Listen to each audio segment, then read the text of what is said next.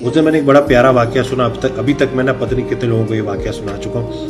ایک اللہ کے بڑے ولی تھے نا, وہ ایک جگہ بیٹھے ہوئے اور شدید تکلیف میں تھے, اتنی پین میں کہ شدید اذیت میں, لیکن ایک ہی زبان سے بات نہیں کرتی, یا اللہ تیرا شکر ہے, یا اللہ تیرا شکر ہے. تو ایک بندہ پاس سے گزرا اور پوچھا کہ آپ اتنی اذیت میں ہیں تو آپ شکر کس بات کا ادا کر رہے ہیں؟ جو بزرگ نے جواب دیا کہ شکر میں اس بات کا ادا کر رہا ہوں کہ شکر ہے بیماری میں مبتلا ہوں, گناہ میں مبتلا نہیں.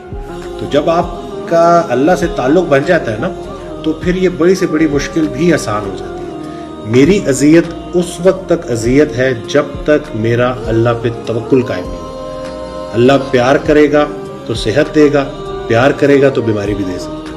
تو اپنی مرضی اور اللہ کی مرضی میں جو فرق ہے اس کا نام غم. ہم نے اب اس بیماری سے بڑا کچھ سیکھنا ہے کہ اب اللہ نے دوبارہ سے واپس لوٹا دی ہے صحت, اب زندگی کو با مقصد رکھنا ہے, اپنی خدمت کرنی ہے اور دوسروں کی کرنی ہے.